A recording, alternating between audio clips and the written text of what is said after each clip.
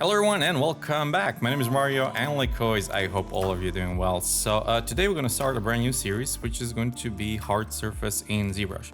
So I know there's already plenty of tutorials that cover ZBrush UI, that cover ZBrush hotkeys, custom menus, all of the tools, all of the brushes and whatnot. So this is not going to be this type of series where I'm going to go into every single tool in depth, explaining what it does.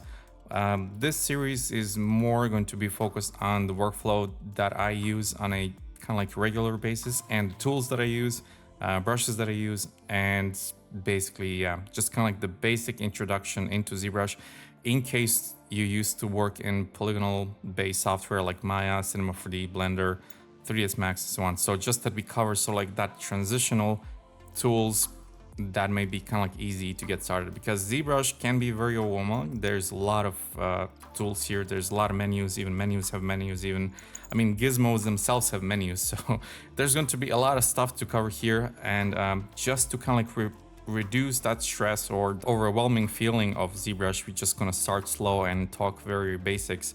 And you're going to see that my workflow is also kind of like very simplistic in a sense, because if you're familiar with my workflow in Maya, you know that I like to work kind of like full screen, reduce all the menus, and kind of like work with basic stuff alone. So yeah, this is going to be just it for quick intro. So let's just quickly dive into navigation and kind of like those basic stuff. All right, so to begin with, probably going to have something like this if you open ZBrush for the first time. So we're just going to start with the default project right here. So again, ignore everything else, not interesting for us at the moment. So while loading default project, we can talk about basic navigation. So navigation in ZBrush is going to be a little bit different than you might get used to. So I would definitely recommend working with pen and a tablet. So it doesn't really matter, are you used to with kind of like screen in front of yourself, or you're working with so like small vacuum tablet and then working on a monitor directly. It doesn't really matter, whatever works best for you. Personally, I'm using a drawing tablet, so I have a screen in front of me. And so once you, let's say, using your pen and then click somewhere on a canvas, you're gonna see that you're gonna get rotation. So you're gonna see it here. And if I enable, so like our wireframe mode, and let's say disable fill, you're gonna see here a little fill, just to see a clean wireframe. You're gonna see that by clicking only, I'm able to rotate around. Now, rotation alone comes with a shift key. So if you rotate and press shift, it's going to snap to the closest view. So if I quickly create some geometry here by default standard brush and rotate and click shift, you're going to see it's just going to always snap to that position. So how do I now bring this sphere back in the middle? Is going to be with Alt, holding Alt while dragging it around the screen. And if you want to zoom in, you just need to release Alt. So that's going to be your zoom, and then press Alt to pan, release Alt to zoom.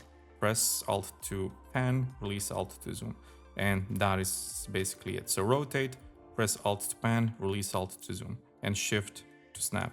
That is going to be kind of like the basic navigation. And now if you're using a pen, if you sort of like use the right click button on your pen, you can also rotate like that. And again, with Alt, you're gonna press Alt, pan, release Alt to zoom, and shift to snap. And that is kind of like your basic navigation.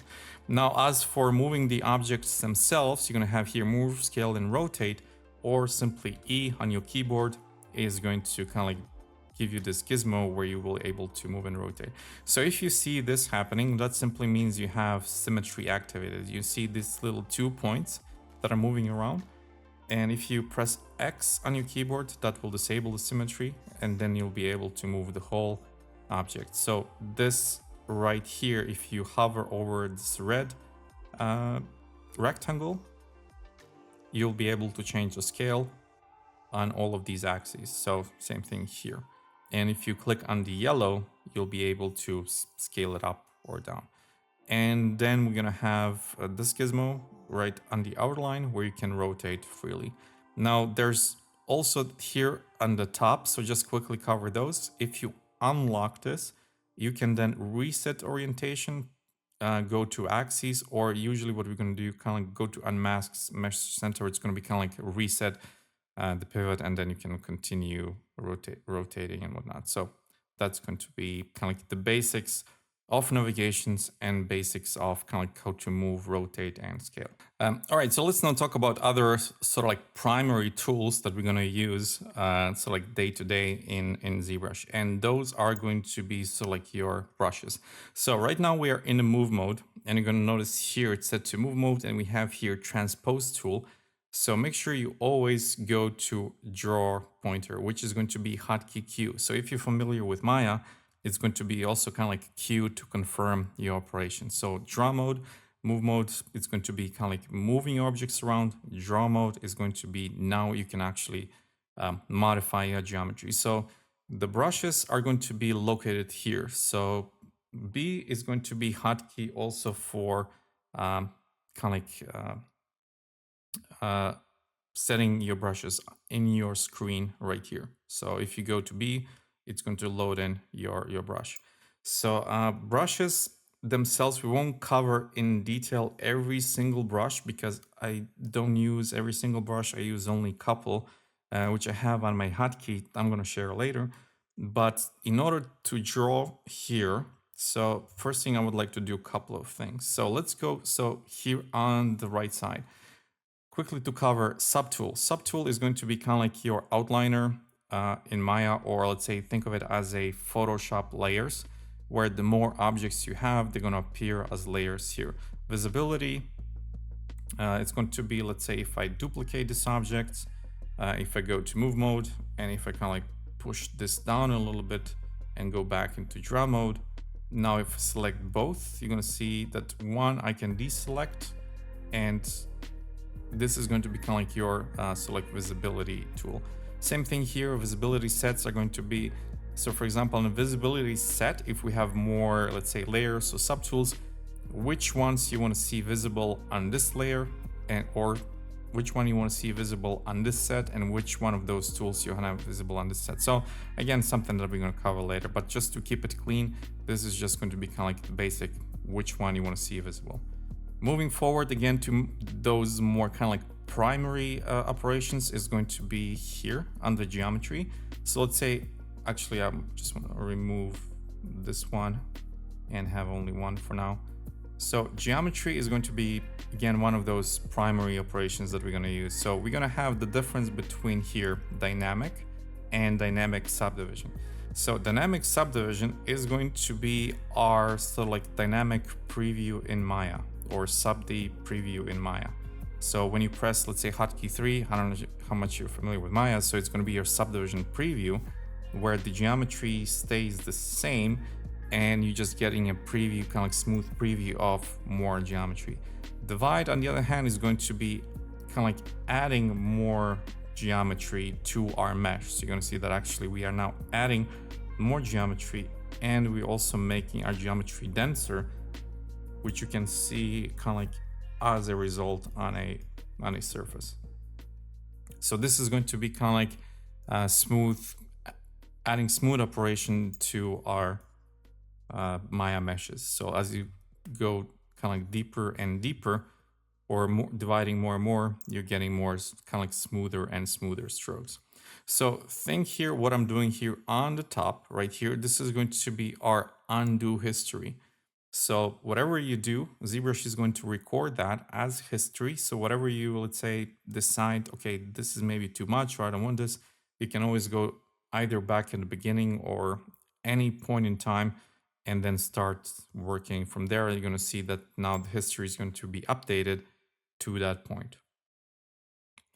Since we're talking about history, important thing to mention under edit, we're going to have actually on the file, we're going to have here undo history.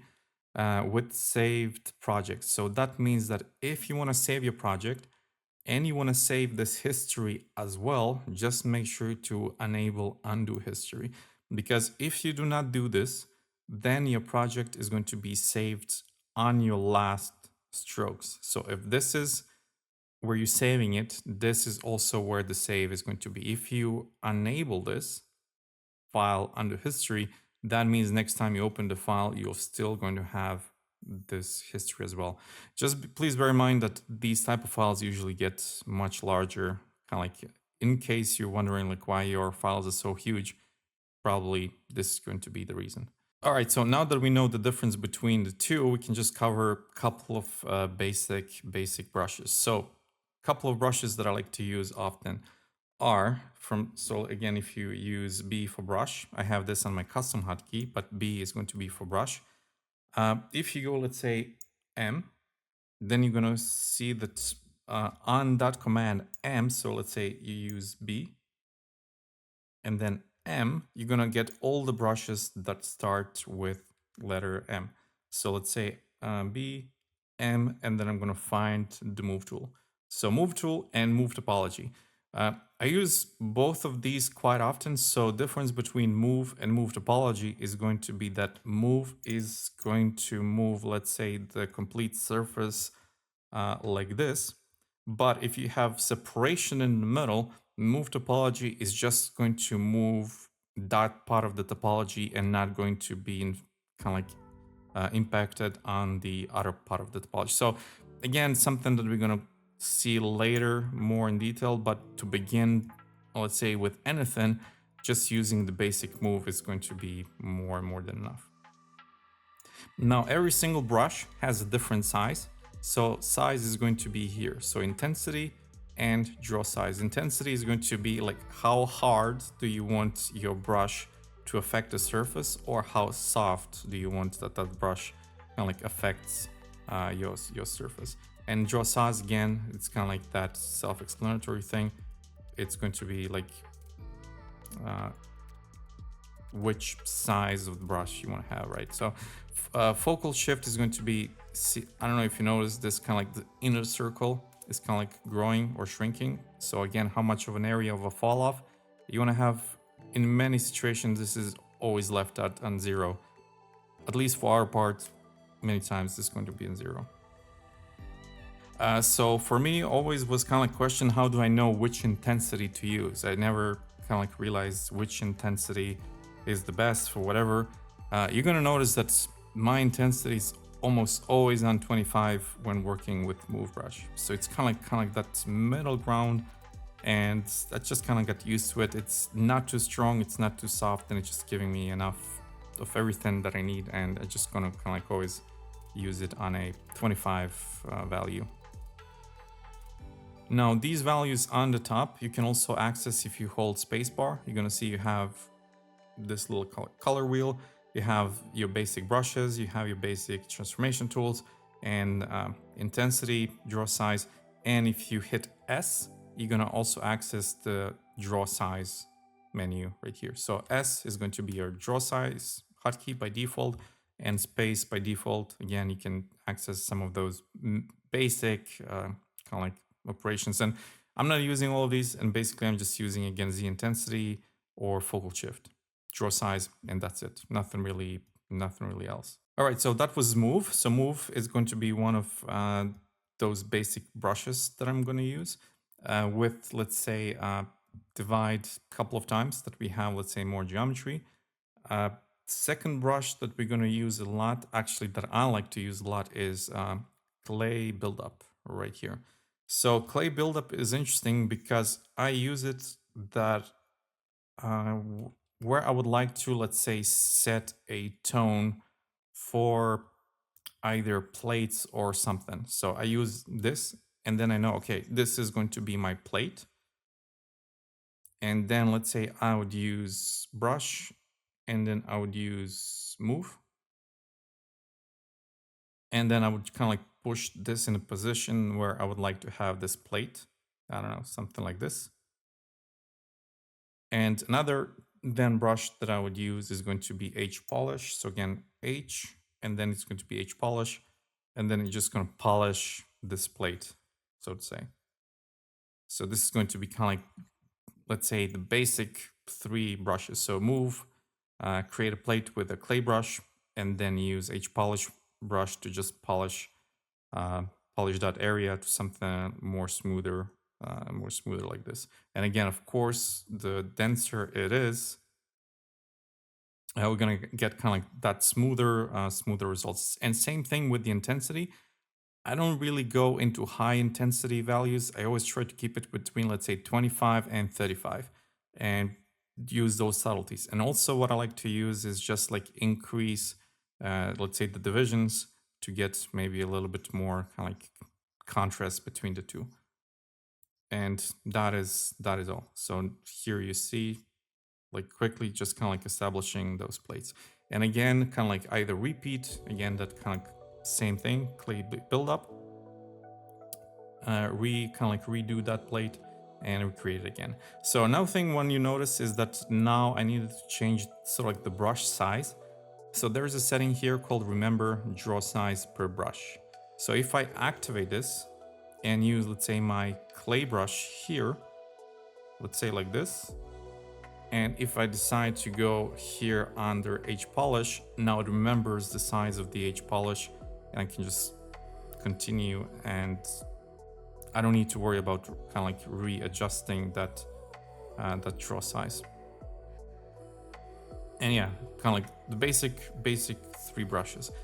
There's one more brush that I like to use, and that brush is Dynamic Standard. So again, D, and it's going to be here, Dam Standard. So, or again, just kind of like small size. Dynamic Standard or Dam Standard is interesting because it's going to give us sort of like these kind of like panel break feel to it. So we can create interesting panel breaks like that. Or, so let me just undo this a little bit.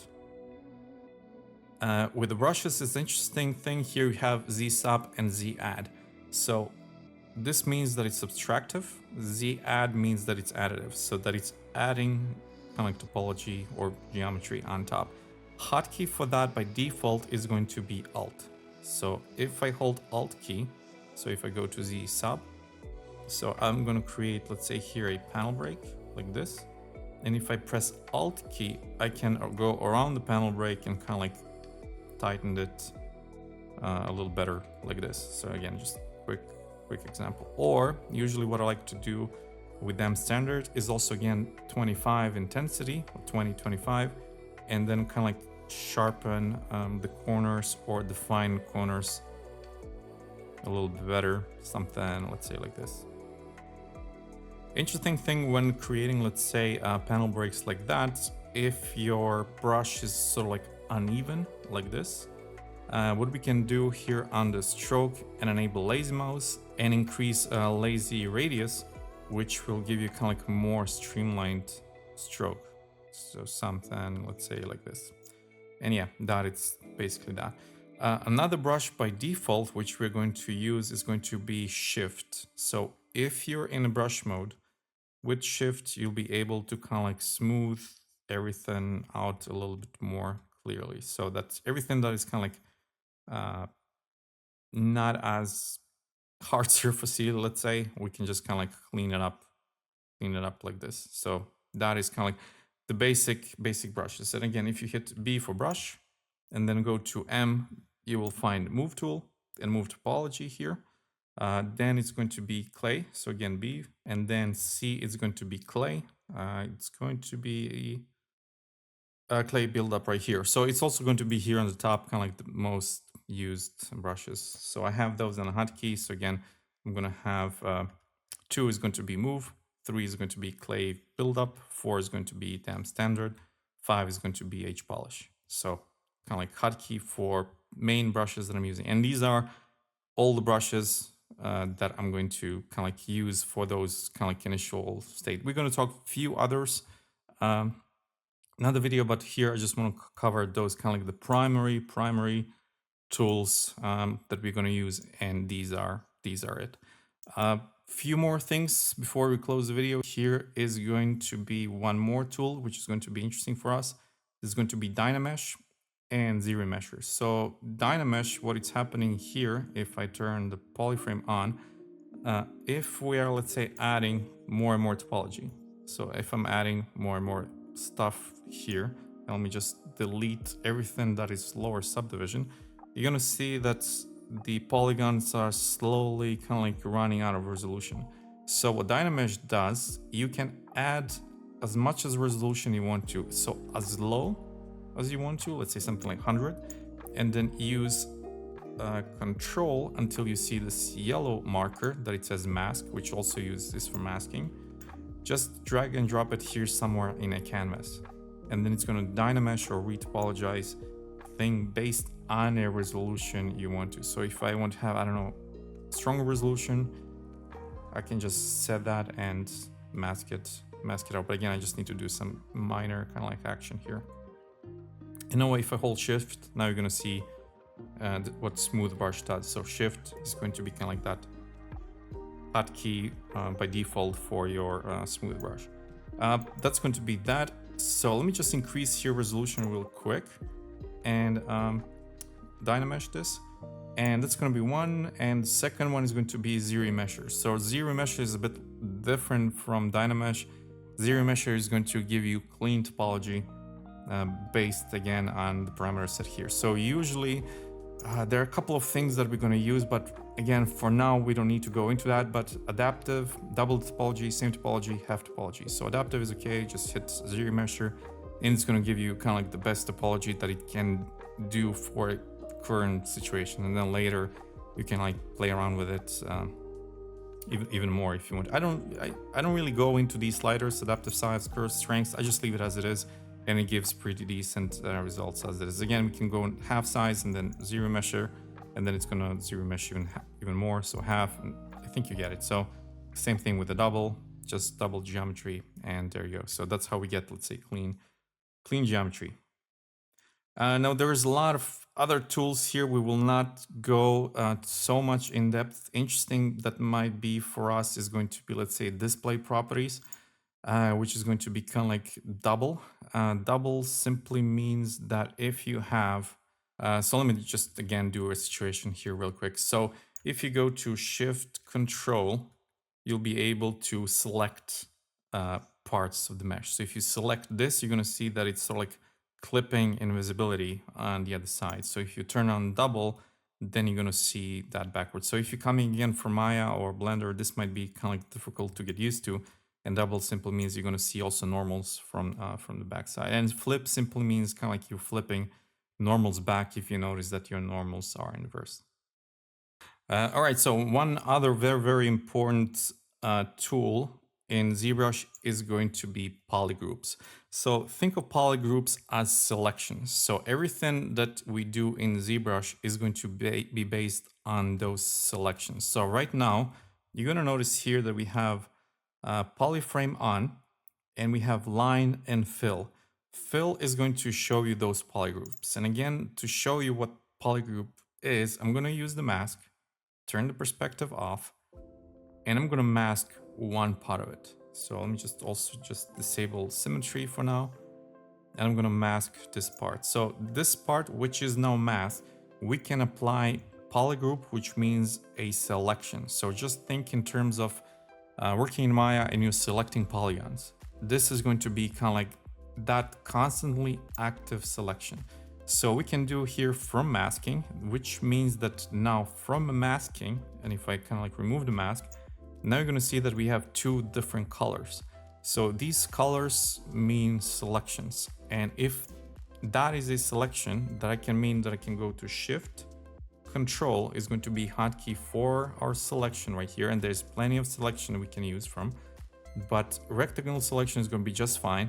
And if I click on one, that means that now I'm working only on this one selection. And if we now go back, display properties, and show double, now we can see fully that part. So now's the interesting part. If we go back to what we mentioned, polygroups, just think of them as selections. So I will just again Control Shift click away just to show you how that works. We can also go here, and here we're going to see a lot of options that we can do kind of like with these sort of like polygroups selections. We won't cover all of these. There are going to be a couple of ones that are going to be interesting for us, which is going to be auto groups if we have a lot of let's say separated parts. And maybe it's going to be from polypaint or from masking. So those are more or less going to be kind of like interesting things. So again, one of those primary things that is going to be important for us is going to be, let's say, the splitting part and merging. It's going to be kind of like if you kind of can imagine detaching or splitting parts in Maya, it's going to be similar. So let's say if you want to split this sphere into two parts like this, you're going to need to have these two selections, and then you're going to have this group split. And what that will do is going to split this one object previously into now two objects. So now you have two objects from that based on that selection. And everything that we do, especially with hard surface, is going to be based on those selections. And again, there's one more very important brush that we're going to cover later in a specific video, which is going to be a ZModeler brush, which is going to be under ZModeler. And everything in this ZModeler brush, you're going to see that everything works here. If I hover over a polygon and hit spacebar, it's going to give me a lot of options what I can do with that polygon, which includes polygroup, inner, border, island. So polygroup, think of it as a selection. So without these selections, we cannot do much. And again, if I hover over the edge, it's going to give me the options, whatever I can do with the edges. If I hover over the point, it's going to give me a lot of stuff that I can do with the point. And a lot of those options are going to be familiar to us. So again, just a quick demonstration of what ZModeler is or what those selections are. If I, let's say, hold Alt and let's select selection here and hover over polygon, spacebar, and select, let's say, polygroup, click on it, you're going to see that now I'm going to get a new selection. And now I can tell ZBrush, go to, let's say, this selection, polygon selection, and let's extrude not a single poly, but the whole polygroup island. And then basically that now we are extruding. And same thing now goes again from beginning. This polygroup right here, we can do, let's say, inset, not a single poly, but a whole polygroup island. And then we are creating those selections. And that is why polygroups are going to be really, really important for us, because we are going to work based on these selections. So same thing is going to be working with edges. So if we hover over the edge, we are going to, let's say, I don't know, add single edge loops right here, or I don't know, right here. So it's basically working as you would expect or know from Maya. So that is going to be, let's say, ZModeler brush, but again, that is something that we're going to cover later. But I would say that's kind of like the basic introduction into those kind of like extremely basic, the most primary tools. This is going to be kind of like more or less it. One more thing I will cover is, we covered split. Merge is going to be similar, so kind of like merge down or merge visible. And then again, you have the same object. So now again, let's say you have here insert polygroup island still active from a ZModeler. You're going to see that now it's going to insert all of that kind of like in, just in case we need to and whatnot. So that's why it's going to be important, let's say, sometimes to have on this fill, because this fill is going to show us kind of like separation between different polygroups and the separation between, let's say, different selections. If that is off, then we don't see those selections. So turn that off for now. And let's go into, let's say, geometry, divide a couple of times to make it smoother, just to show you one more thing, which is going to be more or less the primary thing. And that is going to be, let's say, adding materials and adding, let's say, lights to the scene. So materials, usually I have my own starter material that it looks like this. You can create one of your own from basic material. Let's say this is a basic material, and materials themselves have some settings that, there's a lot of settings here. I won't go so much into those, but let's say ambient, diffuse, and specular. So ambient, I usually put on 0, specular and diffuse are going to be here. So with the diffuse, you kind of change the color value, and specular, you're making it a little bit more shinier, giving it kind of like less roughness or more roughness depending on what you need. So this is very, very good, especially when we're working with hard surface that we actually see, let's say, when we're adding topology and when we are, let's say, using edge polish and whatnot, that we actually see all those interesting looking highlights right here on the border. Another thing I like to work with a lot is the lights.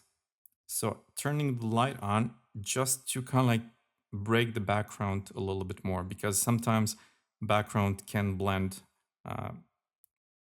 So I would use, let's say, light here, change the color to something more softer, something like this. And again, ambient all the way down. So light, it's a bit too strong, 0.5. 0.3 is kind of like good value, and I would put one more, let's say somewhere here. That would be, let's say, a bluish tone. And then that's basically it.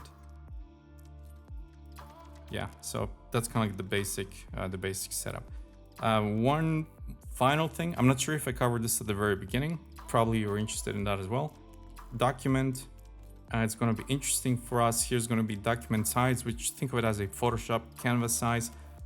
If you have by default something like this, you can go into document, set range to 0. If you want to change the background color, you will go under document, back, and just click and drag anywhere you want to change your background color to.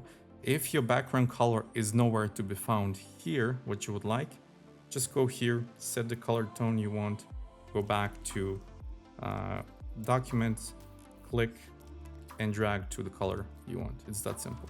And you have here also same with the border 1, border 2.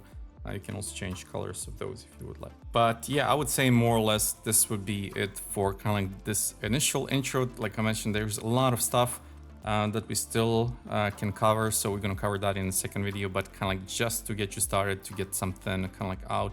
I think this is going to be more than enough. So this would be kind of like those primary tools without which we cannot really do much. So in the next video, we're going to talk about those secondary tools that kind of complement those primary tools. So yeah, thank you very much for watching, and I'm going to see you next time.